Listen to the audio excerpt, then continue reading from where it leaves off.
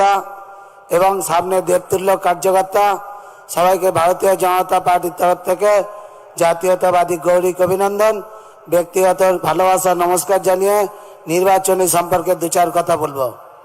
যে আপনারা সবাই জানেন যে আমরা একটা স্লোগান দিয়েছি, সমস্ত কার্যকর্তা বুথ সভাপতি থেকে কেন্দ্রীয় নেতৃত্ব বাংলার জন্য একটা স্লোগান চলছে যে আর নয় অন্যায়, আর নয় অন্যায়, আর নয় অন্যায়।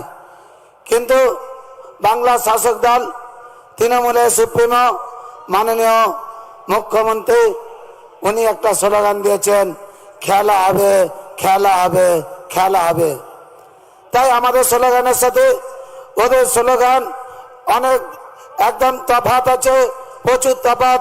কারণ আমরা দেখেছি ধুলোগড় খেলা করে নিয়েছে, তৃণমূল থেকে ধুলোগড়ে 130টা বাড়ি জ্বালিয়ে দিয়েছে। আমরা খেলা দেখেছি তৃণমূলের যে সাঁতরাগাছিতে ট্রেন পুড়িয়ে দিয়েছে। আমরা খেলা দেখেছি পিলখানাতে কিভাবে আমাদের উপরে অত্যাচার হয়েছে। এরপরে আমরা খেলা দেখেছি কি যে লকডাউনের সময় মাননীয় প্রধানমন্ত্রী যে রেশন পাঠিয়েছিলেন সেই রেশনের চাল গোডাউনে ঢুকে আজ সেই চাল পাল্টে নিয়েছে। চাল আমাদের রেশনের গরিব মানুষের রেশনের চাল, আর তৃণমূলের নেতারা সেই চাল বিক্রি করে দিয়েছে।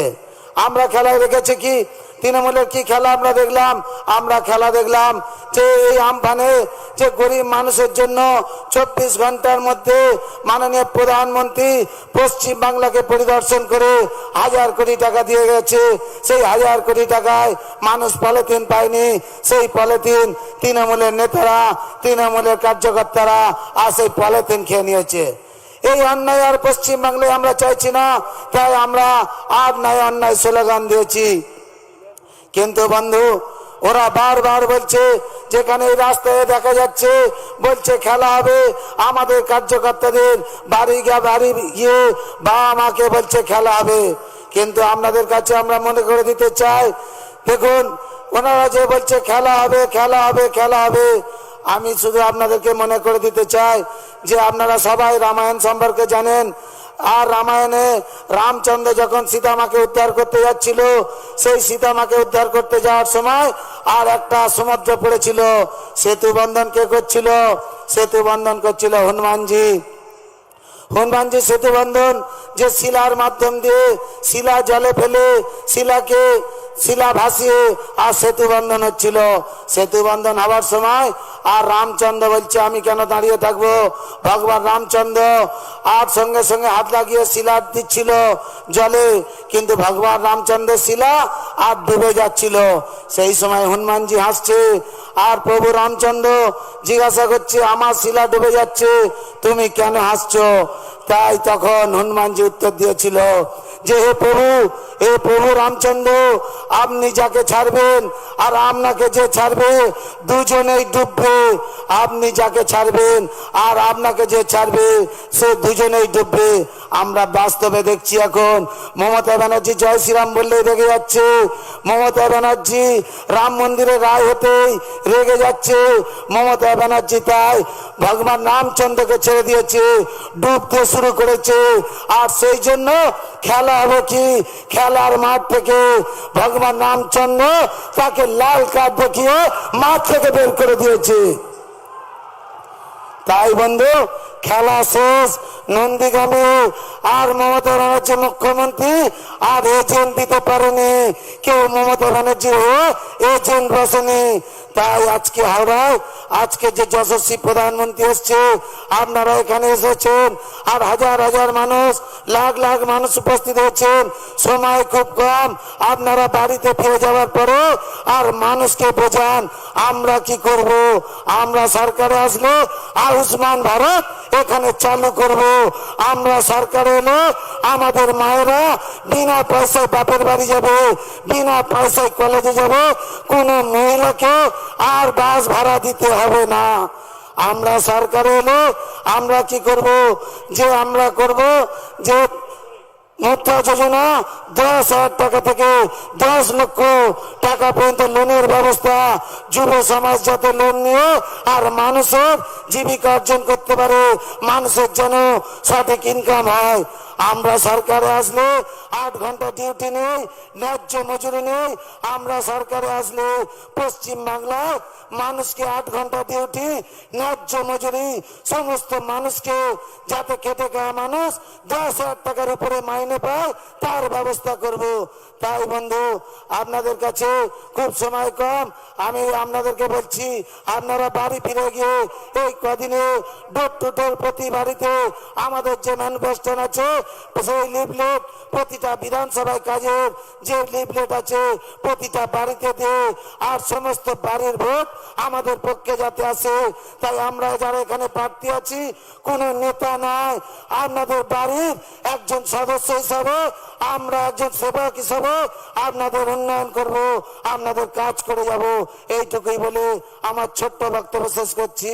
বন্দে মাতরম, ভারত মাতা কি জয়। ধন্যবাদ মাননীয় প্রভাকর পণ্ডিত মহাশয়কে। এরপরে বক্তব্য রাখার জন্য অনুরোধ করছি আমাদের ডোমজুড় বিধানসভার প্রার্থী রাজীব ব্যানার্জি মহাশয়কে।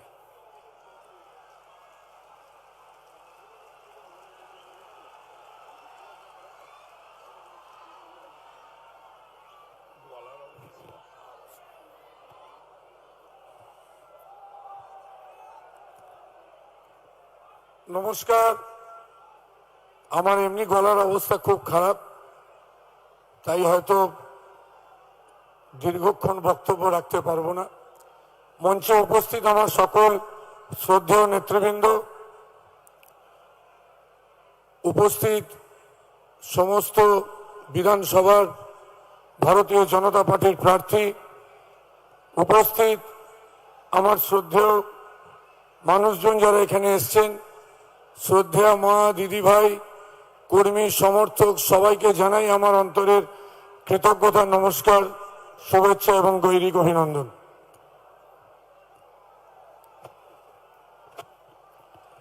সবাই জানেন যে আমাদের হাওড়া সদরে 10ই এপ্রিল নির্বাচন হতে চলেছে। একটা জিনিস জলের মতো পরিষ্কার হয়ে গেছে, যে দুটো ফেজে বিধানসভার নির্বাচন হয়েছে এবং আজকেও যে তৃতীয় ফেজের নির্বাচন হচ্ছে, এটা জলের মতো পরিষ্কার হয়ে গেছে। দোয়াল লিখন স্পষ্ট হয়ে গেছে যে 2021 তৃণমূল যাচ্ছে, বিজেপি আসছে, তৃণমূল যাচ্ছে, বিজেপি আসছে। এটা জলের মতো আজকে পরিষ্কার হয়ে গেছে। যারা বলছিলেন খেলা হবে খেলা হবে, সেই খেলা ভারতীয় জনতা পার্টি শেষ করে দিয়েছে। আর নতুন করে কোনো খেলা হবার জায়গা নেই। খেলা হবে 2 মে, যেদিন ফলাফল ঘোষণা হবে সেই 2 মে ভারতীয় জনতা পার্টির সমস্ত সমর্থক আর বাংলার মানুষ সেদিন গেরুয়া আবির নিয়ে খেলবে।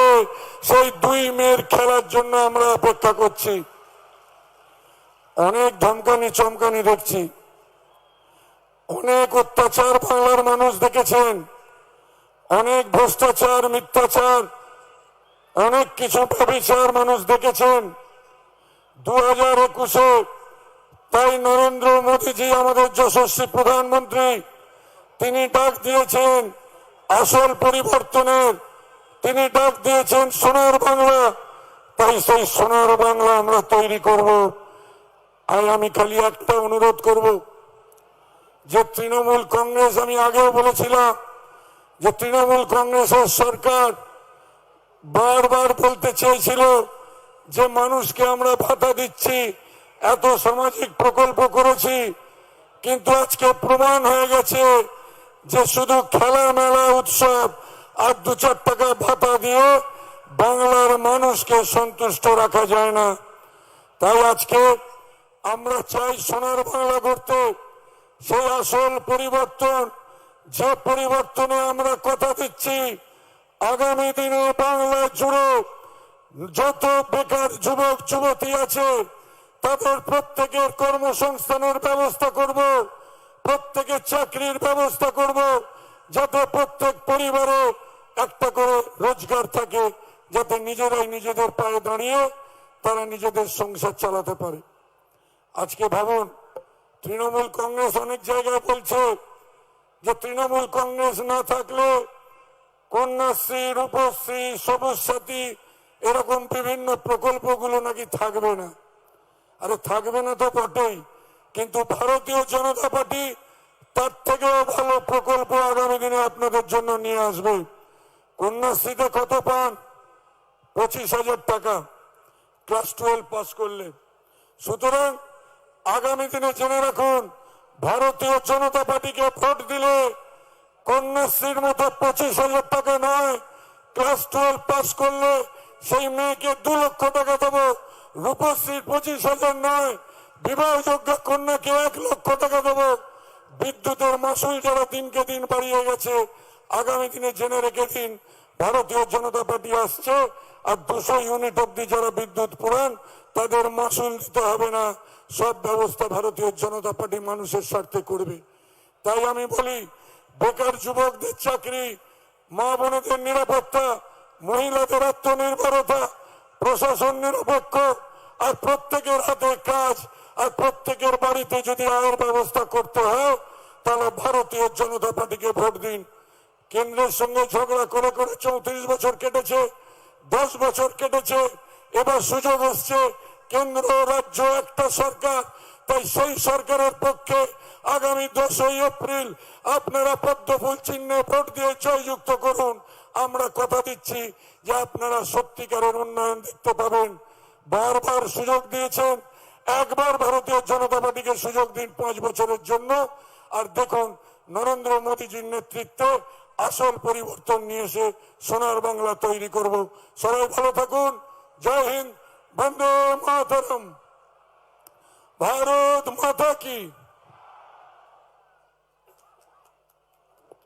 ধন্যবাদ মাননীয় রাজীব ব্যানার্জি মহাশয়কে। এরপরে বক্তব্য রাখার জন্য অনুরোধ করছি উত্তর হাওড়া বিধানসভার প্রার্থী উমেশ রায় মহাশয়কে।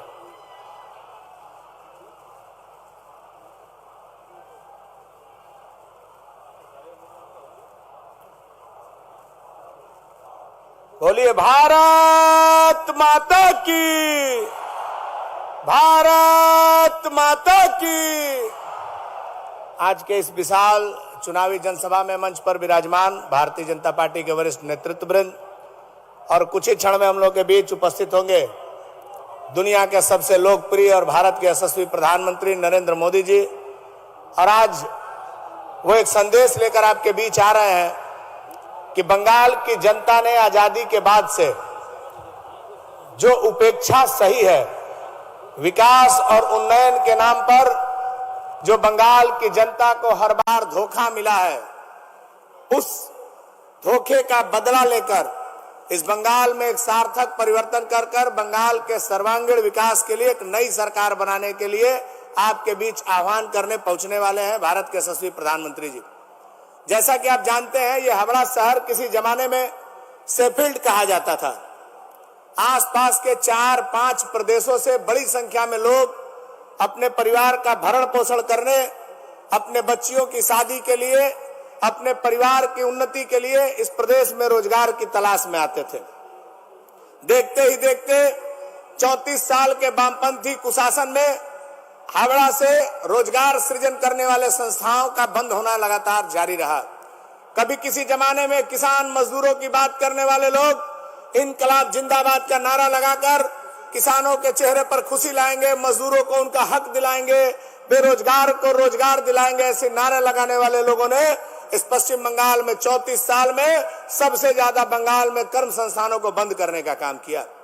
बंगाल की जनता ने बड़ी आशा के साथ 2011 में परिवर्तन किया था। वो परिवर्तन था, लोगों के नजरों के सामने एक आशा की किरण दिखाई दे रही थी कि बंगाल में महिलाओं की सुरक्षा होगी, बंगाल के बंद कल कारखाने खुल जाएंगे, बंगाल के बेरोजगारों को रोजगार मिलेगा, यहाँ के किसानों के चेहरे पर खुशियां आएंगी, यहाँ के मजदूरों को उनका हक मिलेगा, अच्छी शिक्षा व्यवस्था होगी। ऐसी ही बात करके पश्चिम बंगाल में परिवर्तन के नाम पर तृणमूल कांग्रेस ने सत्ता में आने का काम किया। सत्ता में आने के बाद एक 5 साल नहीं 10 साल लग गए, लेकिन पश्चिम बंगाल में बदलाव के नाम पर सिर्फ और सिर्फ झंडा का बदलाव हुआ। वही लोग जो लोकतंत्र की हत्या सीपीएम के झंडे के तले करते थे, वो उससे भी 2 हाथ आगे निकलकर तृणमूल के नाम पर गुंडागर्दी चालू कर दी। आपने कभी कल्पना भी नहीं किया होगा। नए नए शब्दों का जन्म हुआ तृणमूल कांग्रेस की सरकार में, कटमनी, तोलाबाजी, सिंडिकेट। बंधुओं, आपको ये समझना होगा, जिन लोगों के ऊपर पश्चिम बंगाल के भाग्य निर्धारण की जिम्मेवारी आपने दिया, वो लोग यहाँ के गरीब लोगों के पैसे को चीट फंड के नाम पर लूटने का काम किए। वही लोग जो आपके बच्चों के भविष्य की बड़ी बड़ी बातें करते थे, वो आपके बच्चों पर शिक्षा के अधिकार के नाम पर गोली चलाने का काम किया।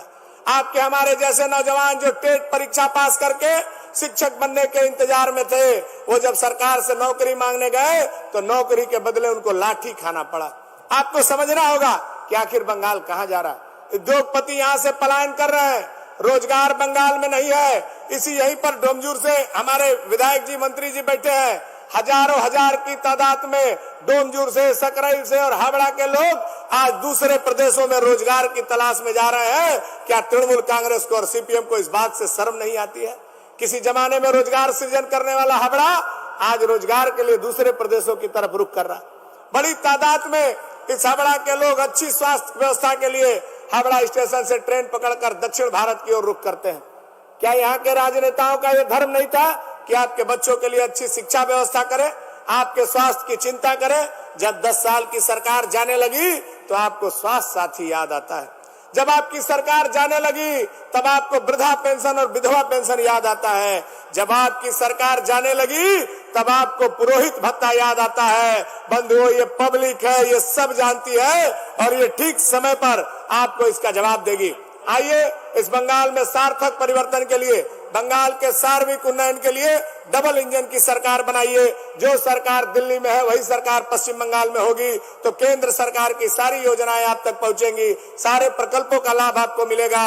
और जो परिमाण में यहाँ पर आपको संसाधन की आवश्यकता है बंगाल के विकास के लिए, वो सारे संसाधन आपको उपलब्ध होंगे। आइए इस बंगाल को फिर से सोनार बांग्ला बनाने के लिए अपना कीमती वोट बंगाल के हर कोने में भारतीय जनता पार्टी के कमल निशान पर दीजिए। निश्चित तौर पर इस बंगाल में और आपके परिवार में सुख, शांति और समृद्धि आएगी। इसी आशा के साथ आप सभी को बहुत बहुत धन्यवाद। बोलिए भारत माता की जय श्री राम, जय जय श्री राम। उपस्थित 7টে বিধানসভার প্রার্থী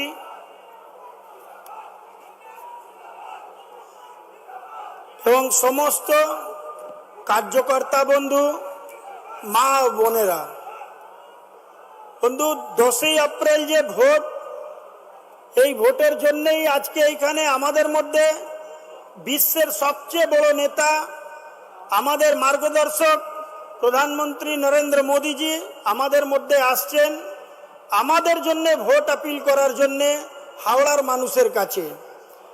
আমাদের হাওড়াতে যেহেতু পার্টি আমার উপরে বিশ্বাস করে মধ্য হাওড়ার ক্যান্ডিডেট করেছে, মধ্য হাওড়ার মধ্যে আমরা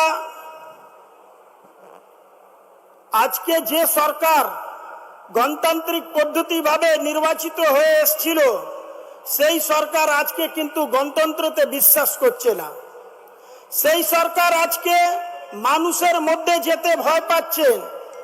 আজকে হাওড়া কর্পোরেশনের নির্বাচন বিগত 2 থেকে 2.5 বছর হয়ে গেছে, কিন্তু হাওড়ার মিউনিসিপ্যাল কর্পোরেশনের নির্বাচন হয়নি। আপনি দেখুন যে স্কুল ম্যানেজিং কমিটি থেকে নিয়ে রামকৃষ্ণ কোঅপারেটিভের দুর্নীতি আপনারা দেখুন, সব জায়গায় এরা কিন্তু অ্যাডমিনিস্ট্রেটরই বসিয়ে রেখেছেন।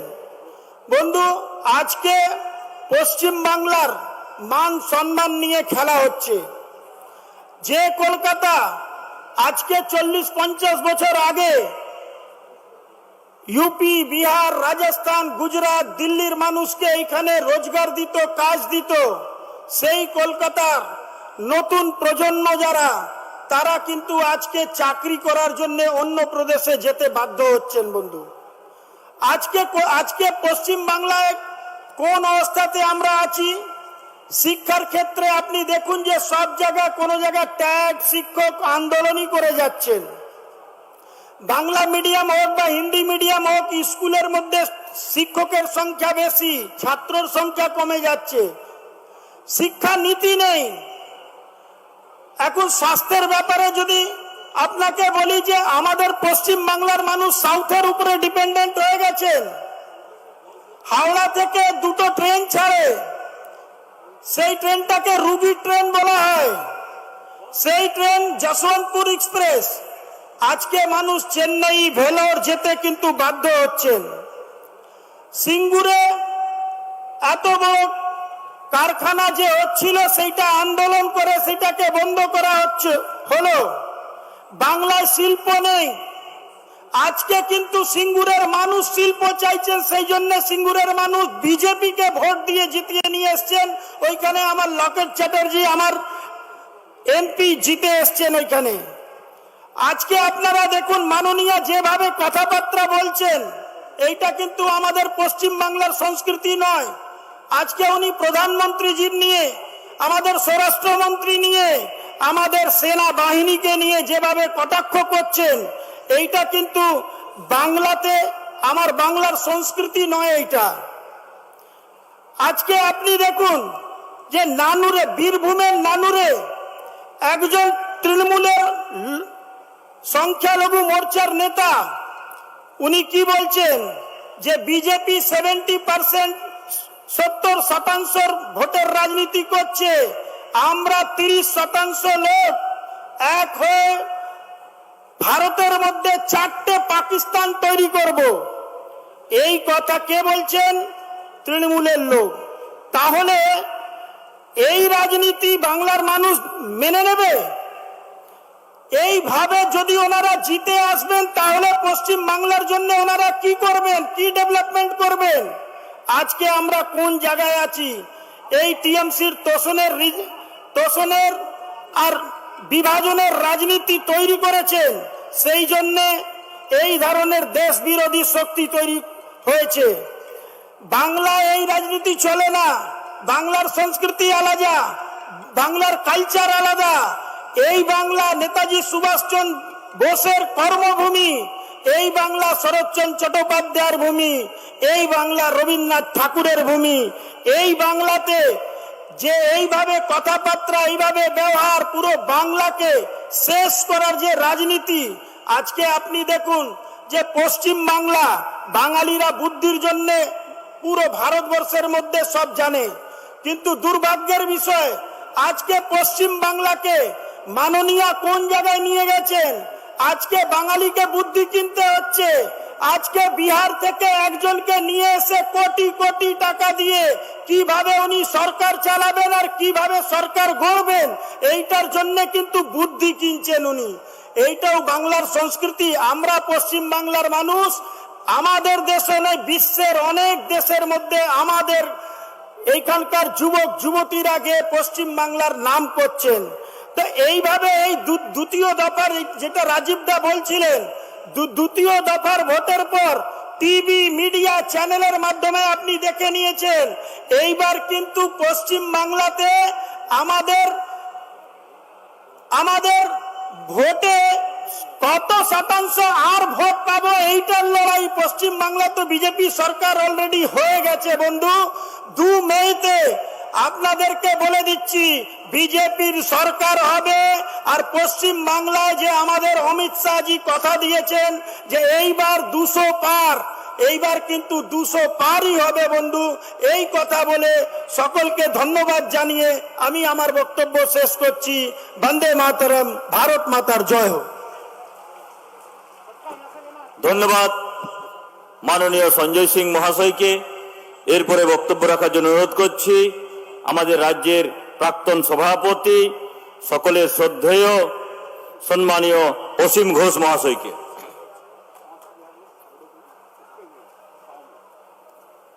আর 5 মিনিটের মধ্যেই মাননীয় প্রধানমন্ত্রী নরেন্দ্র ভাই মোদী এই মঞ্চে এসে পৌঁছাবেন।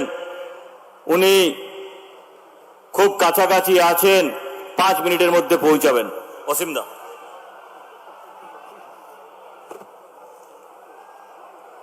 আজকে এই বিশাল সমাবেশ দেখে মনে হচ্ছে যে আসল পরিবর্তন হতে চলেছে।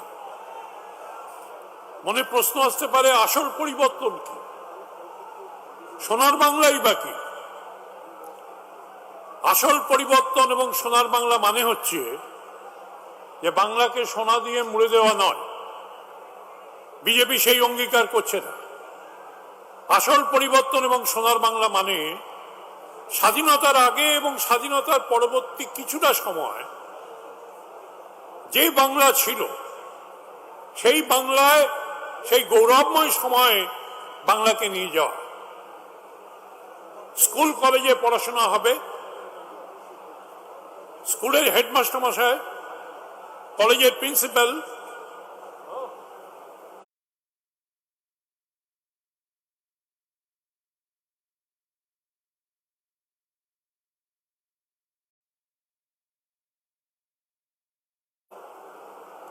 ইউনিভার্সিটির আধিকারিক, তাদের হাতে যথেষ্ট ক্ষমতা দিয়ে আমাদের শিক্ষার যে আবহাওয়া তাকে পরিবর্তন করতে হবে। রাজনৈতিক হস্তক্ষেপ ছাড়া আইন শৃঙ্খলা কঠোর হাতে আমাদেরকে রক্ষা করতে হবে। আইন শৃঙ্খলা রক্ষা না করলে ইন্ডাস্ট্রি এখানে আসবে না। আইন শৃঙ্খলা রক্ষা করা হবে কিভাবে? খুব ছোট স্কেলে প্রত্যেকটা থানা ওসি এবং ইন্সপেক্টরের হাতকে শক্তিশালী করতে হবে, কোন রকম রাজনৈতিক হস্তক্ষেপ ছাড়া। আমাদের পার্টির ছেলেরাও যদি কোনো অন্যায় করে থাকে, সেখানে রাজনৈতিক নেতারা, ভারতীয় জনতা পার্টির কোনো রাজনৈতিক নেতারা থানায় গিয়ে তাকে বাঁচাতে আসবে না। আসল পরিবর্তন মানে যে ইন্ডাস্ট্রির জন্য যে জমি দরকার, সেই জমি যারা মালিক, ফার্মার্স এবং ইন্ডাস্ট্রি যারা মালিক, তাদের দুজনের মধ্যে একটা সমন্বয় নিয়ে এসে জমিকে ব্যবহার করা বড় বড় ইন্ডাস্ট্রির জন্য। আসল পরিবর্তন মানে যে এখানে যারা ফার্মার্স, তাদের হাতে ক্ষমতা দেওয়া, তারা ভারতবর্ষের যে কোনো জায়গাতে তাদের উৎপাদিত ফসল বিক্রি করতে পারবে। আচ্ছা বলুন তো, অন্ধ্রপ্রদেশ থেকে মাছ আসে, সেই মাছ যারা ওখানে উৎপাদন করে তারা তো যে কোনো লোককে ভারতবর্ষে বিক্রি করতে পারে। আচ্ছা, যারা দুধ যারা তৈরি করে, সেই দুধ তারা ভারতবর্ষের পশ্চিমবঙ্গে যে কোনো মানুষকে বিক্রি করতে পারে। যারা ফল যারা উৎপাদন করে, যে কোনো জায়গায় করতে পারে। কিন্তু পাঞ্জাব হরিয়ানাতে কেন এটা নিয়ম হবে যে একমাত্র মান্ডি দিকেই ধান এবং গম বিক্রি করতে হবে? নিশ্চয়ই মান্ডি থাকবে, কিন্তু এটা কম্পালসারি কেন হবে? এইটাই প্রশ্ন। আমাদের আইনগুলো হচ্ছে তাই যাতে ফার্মার্সদের হাতকে শক্তিশালী করা হয়, যাতে ফার্মার্সদের স্বাধীনতা দেওয়া হয়, তারা যদি বেশি দাম পায় ভারতবর্ষের যে কোনো জায়গাতে জিনিস বিক্রি করতে পারে। আসল পরিবর্তন মানে হচ্ছে বাংলার যে সংস্কৃতি, বাংলায় মহিলাদের উপর যে সম্মান এখানে ছিল, সেই সম্মান ফিরিয়ে আনা। আমরা মনে করি যে এই বাংলার সমস্ত কিছু ছিল। এইখানে হিমালয় একদিকে, একদিকে সমুদ্র, একদিকে তরাই, এবং নর্থ বেঙ্গলের মতো অত সুন্দর জায়গা সুইজারল্যান্ডের সঙ্গে তুলনীয়, যেখানে ট্যুরিজমের এত সুযোগ রয়েছে। সেই বাংলা যেখানে জমি এত উর্বর, যেখানে লেবার এত স্কিল্ড, যেখানে র মেটেরিয়ালস এত সহজেই পাওয়া যায়, লোহা এবং কয়লা, যেখানে নেটওয়ার্ক অফ কমিউনিকেশন, এখানে মাদ্রাস, বোম্বে, দিল্লি, নর্থ ইস্টের সঙ্গে এত সুন্দর নেটওয়ার্ক অফ কমিউনিকেশন আমাদের রয়েছে, যেখানে একটা পোর্ট আছে, যদিও সেটা রিভার পোর্ট, কিন্তু একটা পোর্ট, এত সুবিধে, প্লাস এখানে ইংরেজি জানা মধ্যবিত্ত সম্প্রদায়, এত সুবিধে কিন্তু ভারতবর্ষের কোনো প্রদেশের নেই। কোনো প্রদেশের নেই ভারতবর্ষে, না মাদ্রাস, না বোম্বে, না গুজরাট, না কোনো দেশ। আমাদের দুর্ভাগ্য, এই কয়েকটা জেনারেশনের দুর্ভাগ্য,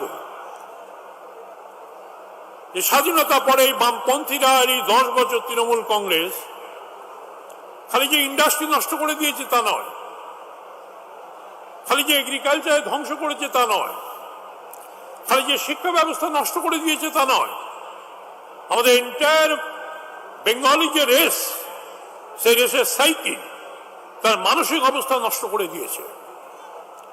আমাদের এখন যারা আমার সামনে আমি দেখছি হাজার হাজার আমাদের ছোট ভাই বোনেরা, প্রত্যেকের মুখে হতাশার ছবি। এই হতাশাকে দূর করতে হবে।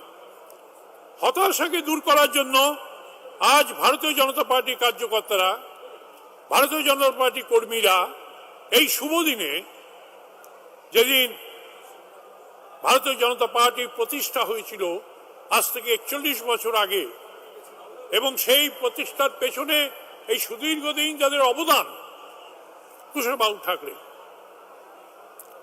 বাজপেয়ীজি, এল.কে. আদবানি, মুরলী মনোহর যোশী, সুন্দর সিং ভান্ডারী, অরুণ জেটলি, সুষমা স্বরাজ, প্রমোদ মহাজন, ডজন ডজন আমাদের যে বিশিষ্ট নেতা ভারতবর্ষে, তাদের যে স্যাক্রিফাইস, তারা যে দেশকে, দেশের জন্য জীবনটাকে উজাড় করে দিয়েছেন, তাদের স্মরণ করে আমরা আমাদের যে ইলেকশন ম্যানিফেস্টো, আমরা যে সোনার বাংলার যে স্বপ্ন দেখি, তাকে সার্থক করার জন্য আমাদের কায় মনোবাক্যে প্রার্থনা করতে হবে, ভগবান আমাদেরকে শক্তি দিন, আমাদেরকে লোভী করবেন না। আমাদের এখানে পশ্চিমবঙ্গে যাতে পুলিশ প্রশাসন ঠিক মতো কাজ করে, সেই কাজে আমাদের হস্তক্ষেপ যেন আমরা না করি। কি মজার ব্যাপার বলুন তো, যে সরকারটি 10 বছর চালালো, তারা কেন্দ্রীয় প্রকল্প নিজের নামে করে নিল। দেখুন, এখানে খাদ্য সাথী করলো, এখানে যে ফুড সিকিউরিটি অ্যাক্ট, সেটাকে খাদ্য সাথী বলে চালিয়ে দিল। কেন্দ্রের দেওয়া চাল এবং ডাল, 5 কেজি করে চাল, 1 কেজি করে ডাল আমাদের এখানে কেউ পায়নি। মমতা ব্যানার্জি কখনো বললেন না যে কেন্দ্র কিন্তু 5 কেজি চাল, 1 কেজি করে ডাল পাঠিয়েছেন, বললেন না। তিনি কিন্তু সেই চাল এবং ডাল দিল্লিতে ফেরতও পাঠালেন না। তাহলে সেই চাল আর ডাল গেল কোথায়? কোথায় গেল সেই চাল ডাল? আজকে প্রধানমন্ত্রী আবাস যোজনা, তিনি এখানে নামটাকে পাল্টে করে নিলেন বাংলা আবাস যোজনা। এইরকম অজস্র পরিকল্পনা আছে কেন্দ্রের, যেটাকে উনি নাম পাল্টে ব্যবহার করেছেন। কেন্দ্রের প্রকল্প আয়ুষ্মান ভারত, ভাবুন তো, 5 লক্ষ টাকা করে সমস্ত ভারতবাসী পেত, গরিব মানুষেরা, সেটাকে উনি গ্রহণ করলেন না। স্বাস্থ্য সাথী উনি গ্রহণ করলেন, ভালো। তো স্বাস্থ্য সাথীর সঙ্গে যদি আয়ুষ্মান ভারত এই প্রোগ্রামটা যদি নিত, তাহলে আমাদের পশ্চিমবঙ্গবাসী স্বাস্থ্য সাথী প্লাস আয়ুষ্মান ভারতের 5 লক্ষ টাকা পেত। আচ্ছা, স্বাস্থ্য সাথী কার্ড আপনি পেলেন, পেয়ে এবার পুনা বা বোম্বে বা ম্যাড্রাস বা দিল্লিতে গিয়ে অসুস্থ হয়ে পড়লেন, এই স্বাস্থ্য সাথী কার্ডে কোন রকম সুবিধে পাবেন না। স্বাস্থ্য সাথী কার্ড একমাত্র আপনি পশ্চিমবঙ্গে যদি আপনি অসুস্থ হন, তাহলেই কিন্তু পাবেন। আয়ুষ্মান ভারতের কার্ড, সেটা কিন্তু ভারতবর্ষের সমস্ত জায়গায় আপনি সুবিধা পাবেন। আজকে কৃষকদের জন্য 2000 টাকা দেওয়া হয়।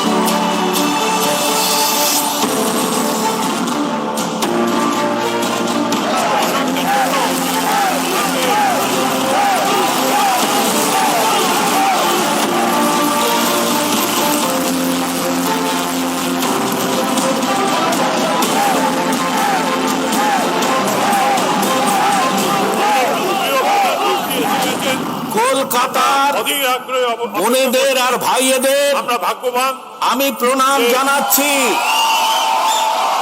আমাদের এই পশ্চিম বাংলার দুর্গা পূজা দেশের প্রধানমন্ত্রী নন, ভারতের এই পূর্ণতাকে পৃথিবীর বিভিন্ন দেশে এক নতুন ঔজ্জ্বল্য এনে দিয়েছে, তারা প্রধানমন্ত্রীকে তারা নতুন রঙে রাঙিয়েছে, সেই জন্য আমি নতুন শৃঙ্গার দিয়েছে। শুভেচ্ছা জানিয়ে আগামী দিনে এটা বাংলার জাগ্রত চেতনা, নিজেদেরকে যাতে বাংলার আধ্যাত্মিকতা, আহ্বান জানিয়ে আমার বক্তব্য শেষ করি। বাংলার ঐতিহাসিকতার প্রভাব। জয় হোক। পবিত্র ষষ্ঠীর এই পুণ্য লগ্নে আমি বাংলার পবিত্র পুণ্য ভূমিকে আজ সশ্রদ্ধ প্রণাম জানাচ্ছি। রামকৃষ্ণ পরমহংস, স্বামী বিবেকানন্দ, বিশ্বের সব থেকে লোকপ্রিয় নেতা, চৈতন্য মহাপ্রভু, ভারতের যশস্বী প্রধানমন্ত্রী অরবিন্দ, নরেন্দ্র দামোদর দাস মোদী লোকনাথ পৌঁছে গেছেন শ্রী মঞ্চের ঠাকুর পিছনে। অনুকূলচন্দ্র, আমি সকলকেই বলবো করতালি দিয়ে তাকে স্বাগত জানানোর জন্য। তিনি পৌঁছে গেছেন। আমি আবার অনুরোধ জানাবো আপনাদের কাছে যে মোবাইল ফোন আছে সেই মোবাইল ফোনের লাইট জ্বালিয়ে সকলে মাননীয় প্রধানমন্ত্রী নরেন্দ্র দামোদর দাস মোদী মহাশয়কে স্বাগত জানানোর জন্য সকলের কাছে আমি অনুরোধ জানাচ্ছি। নিজের পকেটে যে মোবাইল ফোন আছে সেই মোবাইল ফোন বের করে লাইট জ্বালিয়ে মাননীয় প্রধানমন্ত্রী নরেন্দ্র ভাই মোদীকে স্বাগত করার জন্য। আমাদের মেয়েরা ভারত মাতা কে, আজ বাংলার ভারত মাতা কে, পরিবর্তন জয় শ্রীরাম, বিশ্বের জয় শ্রীরাম। উন্নয়নের নরেন্দ্র মোদী জিন্দাবাদ, বিশ্বাস নরেন্দ্র মোদী জিন্দাবাদ, বিশ্বাস নরেন্দ্র মোদী জিন্দাবাদ, বিনিয়োগ বৃদ্ধি করা, বিজেপি জিন্দাবাদ, বৃদ্ধি করা, বিজেপি জিন্দাবাদ, বাংলার পুনর্নির্মাণের, বিজেপি জিন্দাবাদ। বাংলার সংস্কৃতি ভারত মাতা কে, রক্ষা করা। জয় শ্রীরাম, আমাদের যে সরকার রয়েছে জয় জয় শ্রীরাম, কলকাতাকে সুন্দর করে জয় শ্রীরাম। অনেক প্রয়াস भारत माता के তাই বিকাশের ডাবল नरेंद्र मोदी स्वागतम, তখন সব সমস্যা मोदी जी स्वागतम, শেষ হয়ে যাবে। मोदी जी स्वागतम, সরকার গঠনের পরে मोदी जी स्वागतम, কলকাতায় বস্তি मोदी जी स्वागतम, তারা मोदी जी स्वागतम, প্রধানমন্ত্রী मोदी जी स्वागतम, সুবিধা পাবেন। मोदी जी स्वागतम, আর ঠেলাওয়ালা मोदी जी स्वागतम, ভাই বোনদেরও मोदी जी स्वागतम। এলে পরে স্বনিধি भारत माता के, দ্রুত সম্ভব পাই। भारत माता के, भारत माता के, भारत माता के। मोदी जी स्वागतम, मोदी जी स्वागतम, मोदी जी स्वागतम, मोदी जी स्वागतम। जय जय श्री राम, जय जय श्री राम, जय श्री राम। बीजेपी जिंदाबाद, बीजेपी जिंदाबाद, बीजेपी जिंदाबाद। भारत माता की। प्रथमे আমি রাজ্যের সাধারণ সম্পাদক সঞ্জয় সিং মহাশয়কে মাননীয় প্রধানমন্ত্রী নরেন্দ্র ভাই মোদীকে অঙ্গবস্ত্র দিয়ে স্বাগত করার জন্য অনুরোধ জানাচ্ছি।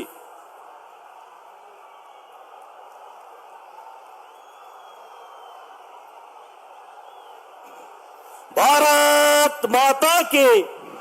বন্দে বন্দে বন্দে। এরপরে হাওড়া জেলার জেলা সভাপতি মাননীয় সুরজিৎ সাহা মহাশয়কে স্বাগত ভাষণ রাখার জন্য অনুরোধ জানাচ্ছি।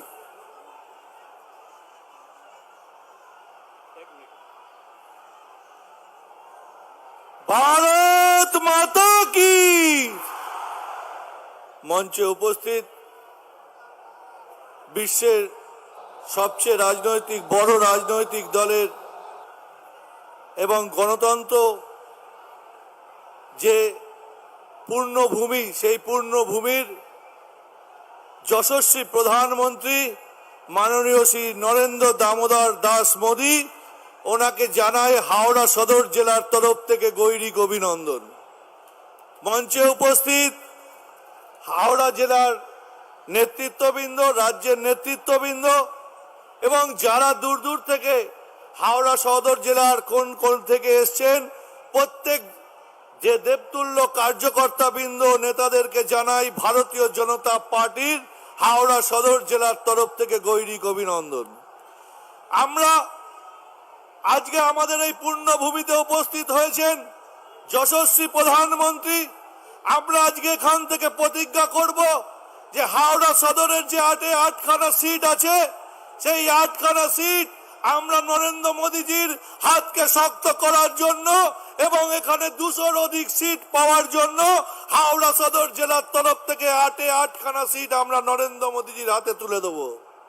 একবার সবাই জোর করে বলুন, একবার আমরা 8খানা সিট হাওড়া সদর জেলার তরফ থেকে নরেন্দ্র মোদীজির হাতে তুলে দেব এবং এখানে 200-র অধিক সিট পেয়ে আমরা ভারতীয় জনতা পার্টির সরকার করব।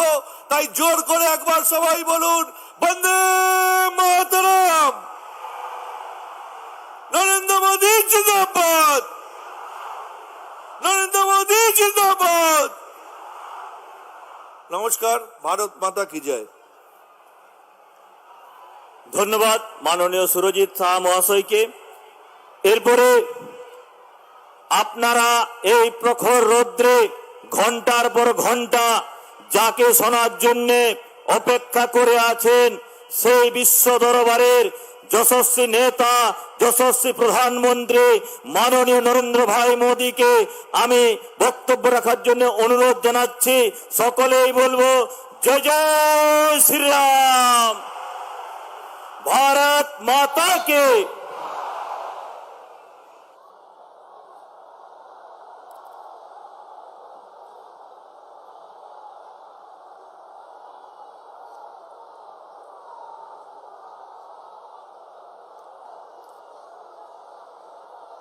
भारत माता की,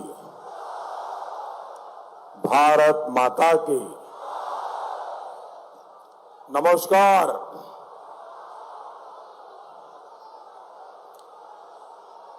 शरद चंद्र चट्टोपाध्याय, रामकृष्ण देव और श्री रामकृष्ण परमहंस की समृद्ध परंपरा को पोषित करने वाली हावड़ा की धरती को मेरा शत शत प्रणाम।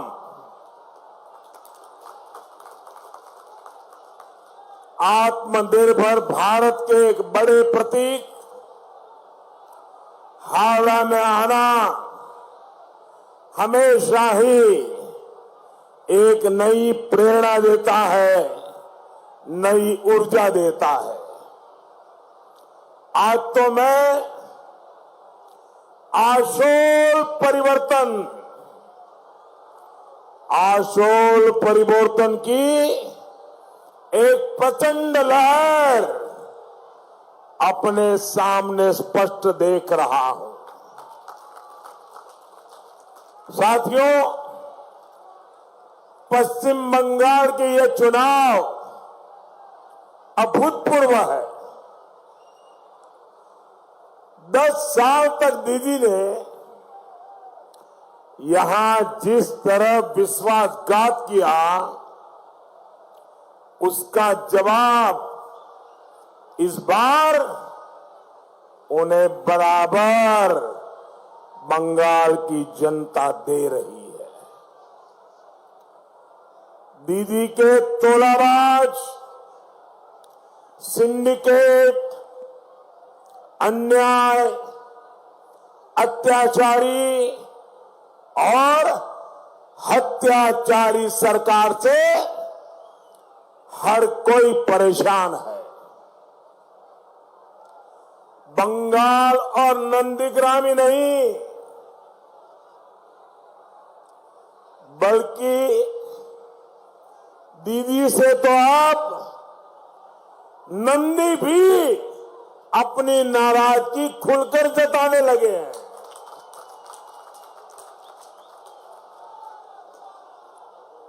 भाई और बहनों, स्थिति ये आ गई है कि दीदी के दल को आज पोलिंग बूथ पर पोलिंग एजेंट नहीं मिल रहे। कुछ दिन पहले तक दीदी चुनाव आयोग पर, केंद्रीय वाहिनी पर पोलिंग एजेंट्स को रोकने का आरोप लगा रही थी। अब वो खुलेआम मान रही है कि उनके पोलिंग एजेंट्स ही उनके विरुद्ध बगावत करने लगे हैं।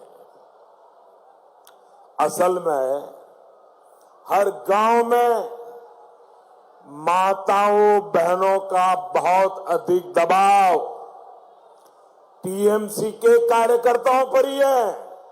घर में ही दबाव पैदा होना शुरू हो गया है और माताओं व बहनों का अपने परिवार के व्यक्तियों पर दबाव क्या है?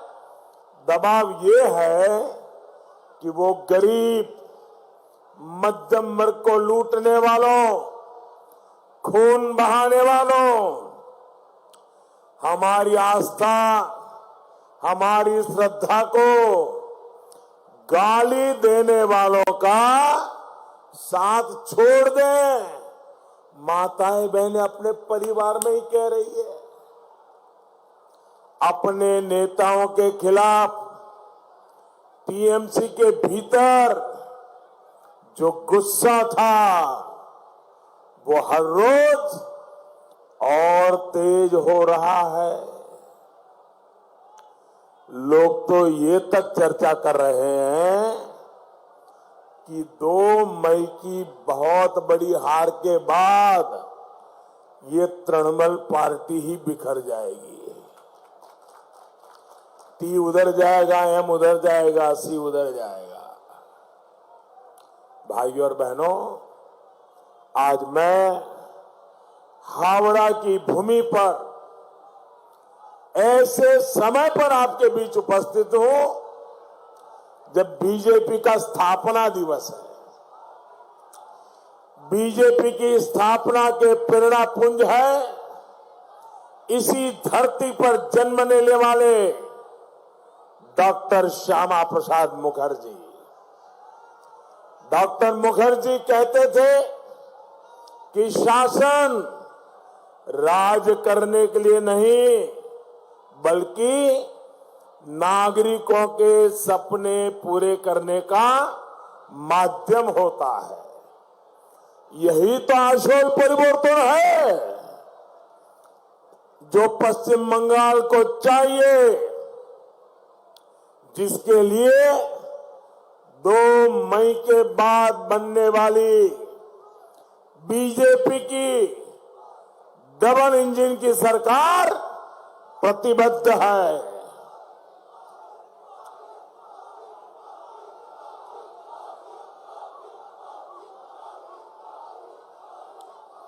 दोस्तों, आपका प्यार मेरी सर आंखों पर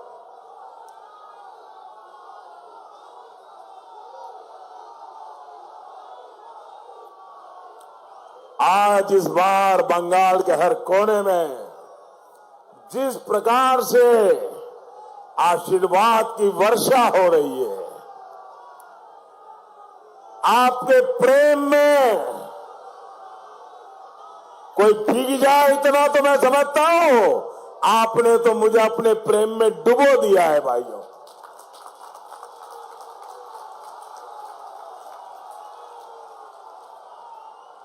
भाई और बहनों, हावड़ा सहित पूरे पश्चिम बंगाल का उन्नयन, यहां का डेवलपमेंट, यहां के जल संसाधन, यहां के शिल्प, यहां के कृषक, इनको प्रोत्साहित करने से ही संभव है। लेकिन सालों साल इसकी अनदेखी हुई, जिसको बीते 10 साल की दीदी सरकार की दुर्नीति ने बहुत ही गंभीर बना दिया है।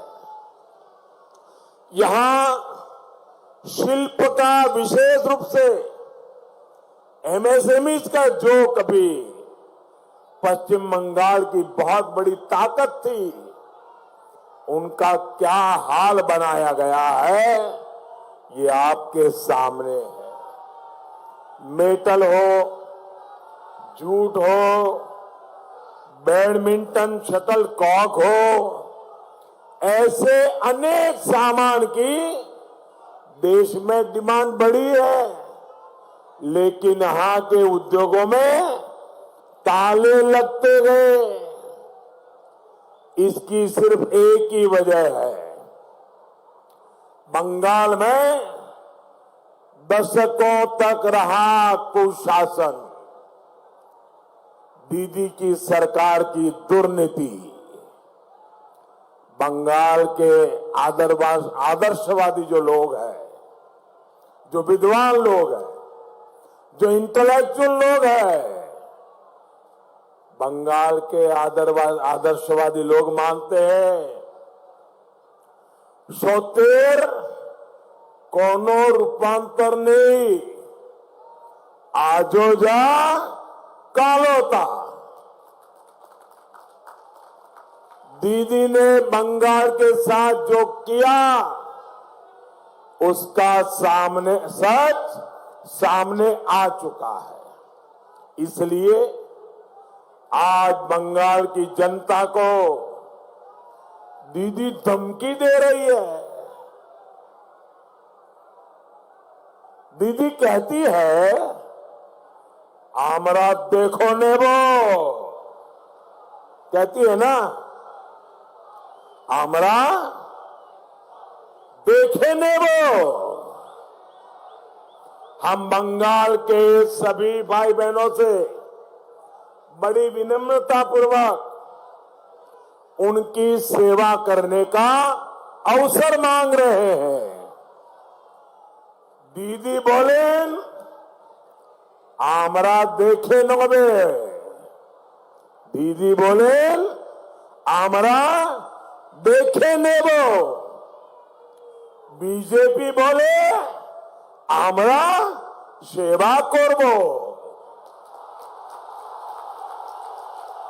बीजेपी बोले आमरा सेवा करबो।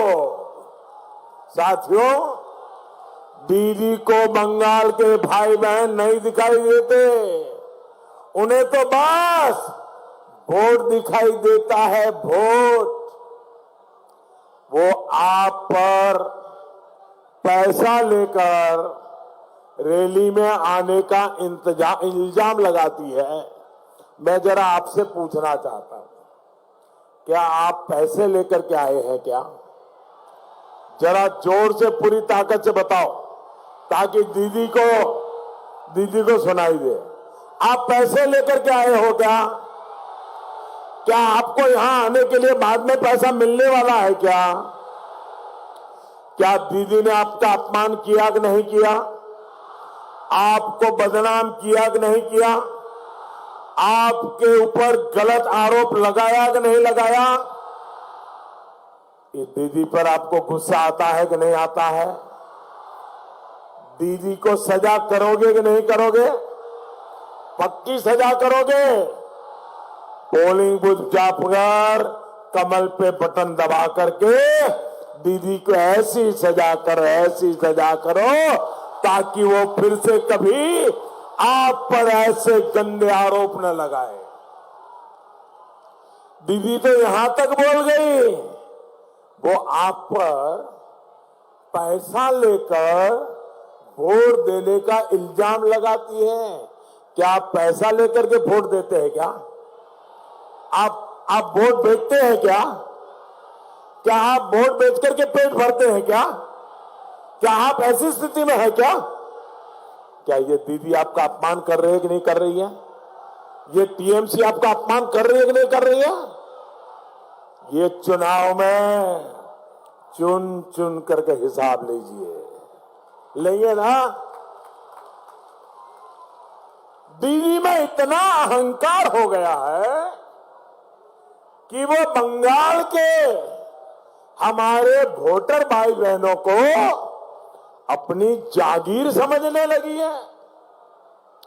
दीदी ने बंगाल की जनता के लिए ही कहा था, मैं याद कराता हूं, दीदी ने बंगाल की जनता के लिए क्या कहा था? যে গরু দুধ দেয় তার লাত্তিও খেতে হয়। याद है ना दीदी? दीदी याद है ना? आपको याद है ना? आपको याद है ना? दीदी और उनके अपराधियों ने बंगाल की जनता को त्रस्त किया है, निचोड़ दिया है। सम्माननीय आदरणीय दीदी,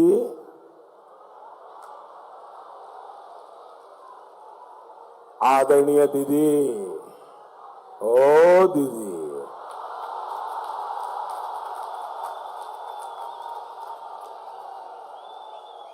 दीदी, ओ दीदी,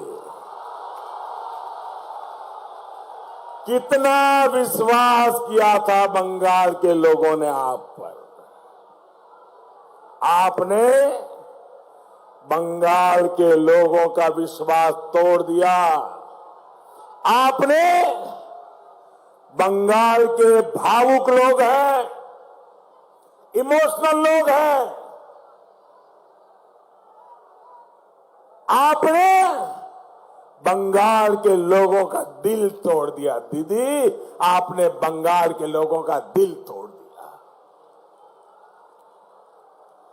लेकिन दीदी, आप याद रखिए,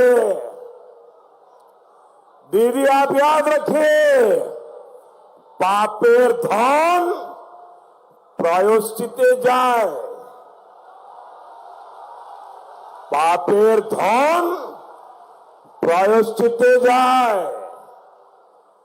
कोयला धुले ময়লা যায় না।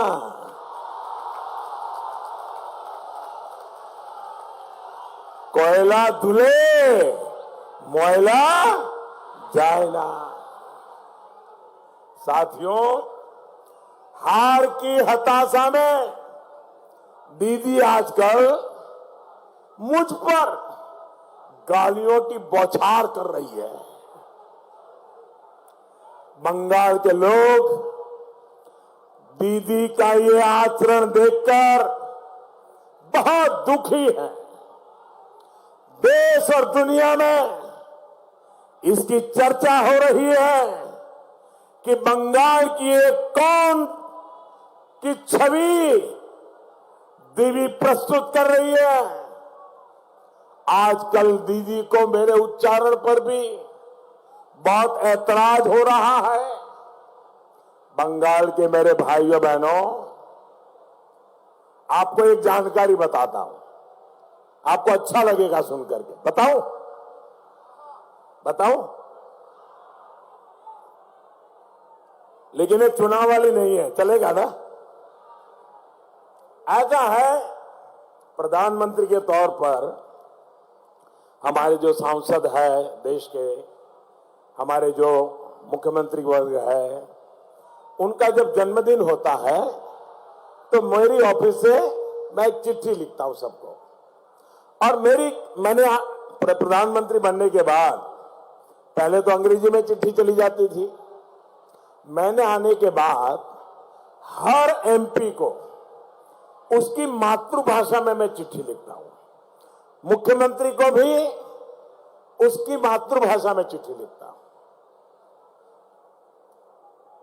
अब ये परंपरा मैंने शुरू की है, लेकिन इसका मतलब ये नहीं कि मुझे हर भाषा का बहुत ज्यादा ज्ञान है। इसका सीधा साधा अर्थ यह है कि मेरा हर भाषा के प्रति सम्मान है, इसलिए मैं ऐसा करता हूं। जब मैंने दीदी को बांग्ला भाषा में जन्मदिन की बधाई दी तो उन्होंने मुझे गुजराती में जवाब दिया और मुझे इतना अच्छा लगा कि यही सच्चे अर्थ में भारत की विशेषता है। इतनी भाषाएं, इतनी बोलियों वाला समृद्ध देश दुनिया में कोई नहीं है। इसलिए मैं जहां जाता हूं वहां की स्थानीय भाषा में एक दो वाक्य बोलने का प्रयास जरूर करता हूं। बंगाली नहीं, मैं जब तमिलनाडु जाता हूं तो कोशिश करता हूं कि तमिल भाषा के कुछ शब्द अवश्य बोलूं। मैं जब केरल जाता हूं तो प्रयास करता हूं कि मलयालम भाषा के कुछ शब्द बोलूं। ये हर भाषा के लिए अपनेपन का, श्रद्धा व्यक्त करने का मेरा एक तरीका है। ठीक है, उच्चारण की गलतियां होती हैं, लेकिन मैं पूरी ईमानदारी से प्रयास तो करता हूं। मैं तो हिंदी में भी बात करता हूं तो उसमें भी अनेक गलतियां होती हैं। मुझे पता है मेरे बांग्ला उच्चारण में भी बहुत सारे दोष होते हैं। बावजूद इसके मैं बांग्ला शब्द, बांग्ला वाक्य बोलता हूं, क्योंकि मैं बांग्ला का बहुत सम्मान करता हूं।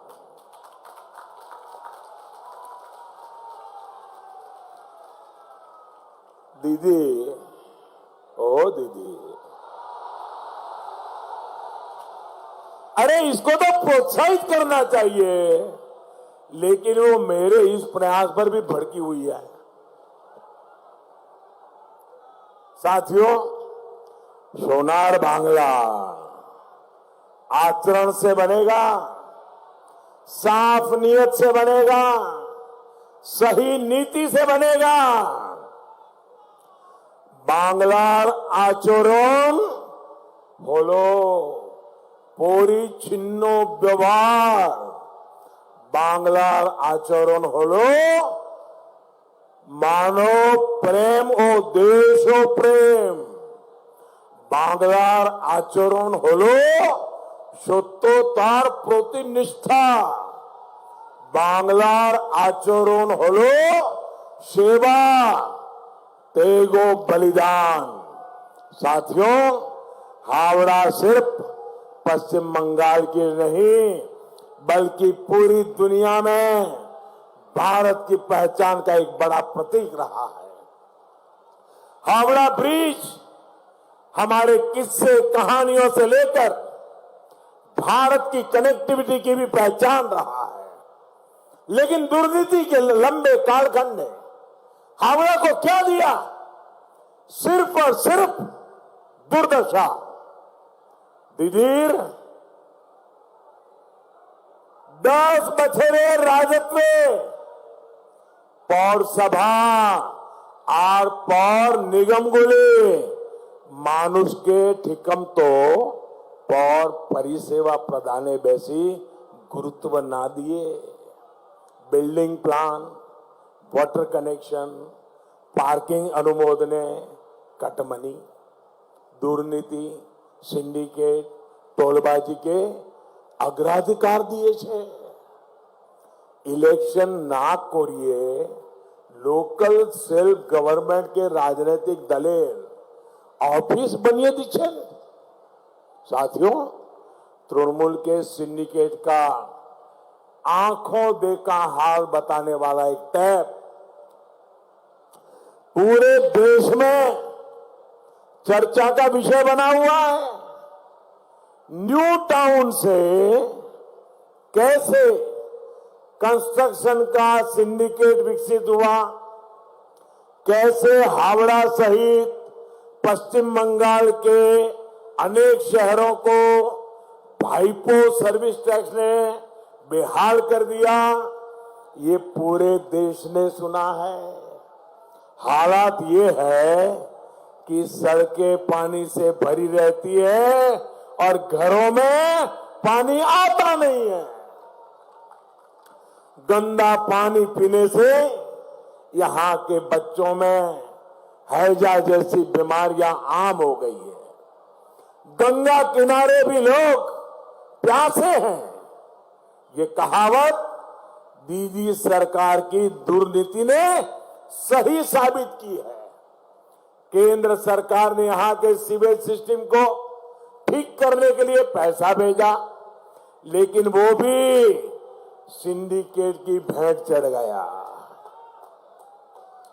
यहां के मिडिल क्लास को कंस्ट्रक्शन माफिया से बचाने के लिए केंद्र सरकार रेरा कानून लेकर के आई। पूरे देश में कानून लागू हो गया, लेकिन दीदी ने रियल एस्टेट माफिया के दबाव में रेरा कानून भी यहां लागू नहीं होने दिया। हमने झुग्गियों में रहने वाले गरीबों के लिए पीएम आवास शहरी के तहत लाखों घर स्वीकृत किए गए, लेकिन तोलेबाजों ने वो भी लटका दिए। माननीय दीदी, ओ दीदी, रोड़े अटकाने का आपका ये खेला अब बंद होने वाला है। 2 मई के बाद डबल इंजन की सरकार हावड़ा सहित पूरे पश्चिम बंगाल में आशोल परिवर्तन के लिए काम करने आ रही है। बीजेपी सरकार की पहली ही कैबिनेट बैठक में गरीबों, कृषकों, मजदूरों और मिडिल क्लास को राहत देने का सिलसिला शुरू कर दिया जाएगा। आयुष्मान भारत योजना का लाभ हो या फिर कृषक परिवार को पीएम किसान सम्मान निधि का लाभ, ये सुनिश्चित किया जाएगा। दीदी ने कृषकों का जो टका बीते 2-2.5 साल तक रोका है, वो भी हर कृषक के बैंक खाते में सीधा जमा किया जाएगा। भूमिहीन कृषकों और मछुआरे साथियों को भी सीधी मदद देने का संकल्प यहां बंगाल भाजपा ने लिया है। साथियों, हावड़ा शहर का सुंदरीकरण हो, यहां जाम से, वाटर लॉगिंग से मुक्ति मिले, यहां आधुनिक रिवर फ्रंट बने, ये कौन नहीं चाहता। रेल, रोड, वाटर और तेज इंटरनेट, हर प्रकार की कनेक्टिविटी भाजपा सरकारों के काम की पहचान मानी जाती है। बंगाल की बीजेपी सरकार इस पहचान को मजबूत करते हुए आपके लिए काम करेगी। हमारे प्रयासों का एक प्रमाण ईस्ट वेस्ट मेट्रो कॉरिडोर भी है। इससे हावड़ा के हजारों साथियों का समय, पैसा और श्रम बचने वाला है। डबल इंजन सरकार यानी डबल विकास, डबल बेनिफिट और डबल स्पीड के साथ काम। साथियों, पश्चिम बंगाल को दीदी की सरकार की दुर्नीति ने ease of crime, ease of लूट दिया। बीजेपी सरकार ईज ऑफ लिविंग और ईज ऑफ डूइंग बिजनेस का आशोल परिवर्तन देने वाली है। अब जैसे केंद्र सरकार ने ग्रुप बी और ग्रुप सी की भर्तियों में इंटरव्यू खत्म कर दिया है। इससे सरकारी चाकरी में गरीब से गरीब को भी बराबर अवसर मिल पा रहा है। केंद्र की भाजपा सरकार की नई शिक्षा नीति के माध्यम से स्थानीय भाषा में पढ़ाई को प्रोत्साहित कर रही है। भाजपा सरकार की कोशिश है कि मेडिकल, इंजीनियरिंग जैसे अनेक टेक्निकल विषयों की पढ़ाई भी स्थानीय भाषाओं में हो। स्थानीय भाषा में पढ़ाई से गांव गरीब का बच्चा भी आसानी से डॉक्टर, इंजीनियर बन सकता है। भाइयों और बहनों, भाजपा सरकार की एक और विशेषता है वेलफेयर और विकास योजनाओं में महिलाओं की सबसे बड़ी भूमिका। टॉयलेट से लेकर बेटी बचाओ, बेटी पढ़ाओ, उज्ज्वला गैस कनेक्शन और जल जीवन मिशन, हर स्कीम बहनों बेटियों की सुविधा और सम्मान को ध्यान में रखते हुए चलाई जा रही है। यहां तक कि 3 तलाक के नाम पर हमारी मुस्लिम बहनों बेटियों के साथ जो अन्याय इतने समय से हो रहा था, उसे मुक्ति देने का काम भी बीजेपी ने ही किया है। साथियों, पहले 2 चरणों की तरह ही आज तीसरे चरण में भी आशोल परिवर्तन की लहर तेजी से आगे बढ़ रही है। अब हावड़ा की बारी है। अपने युवा साथियों से, नौजवान बेटे बेटियों से मेरा विशेष आग्रह है कि अपने परिवार में, अपने पड़ोस में आप आशोल परिवर्तन की हर बात पहुंचाइए। पहुंचाएंगे, घर घर जाएंगे, लोगों को बताएंगे, मतदान के दिन लोगों को घर से निकालेंगे, मतदान करवाएंगे, भाजपा को जिताएंगे। आपको हर सीट पर, हर बूथ पर एक ही बात ध्यान रखनी है, कमल छाप। ए बार कमल छाप, टीएमसी साफ। ए बार कमल छाप, टीएमसी साफ। ए बार भाजपा सरकार, ए बार डबल इंजन सरकार। आप सभी का यहां इतनी बड़ी संख्या में हमें आशीर्वाद देने के लिए, और विशेष करके माताएं बहनें, इतनी बड़ी तादाद में माताएं बहनें आशीर्वाद देने आई है। मैं आपका सर झुका करके आभार व्यक्त करता हूं। मेरे साथ पूरी ताकत से दोनों हाथ ऊपर करके बोलिए, भारत माता की, भारत माता की, भारत माता की। बहुत बहुत धन्यवाद।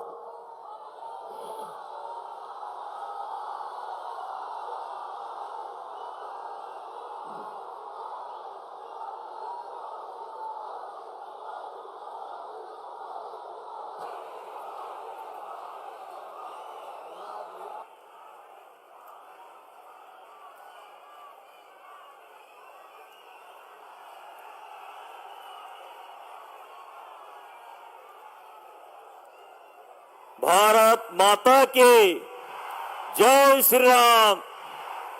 वंदे मातरम, वंदे मातरम।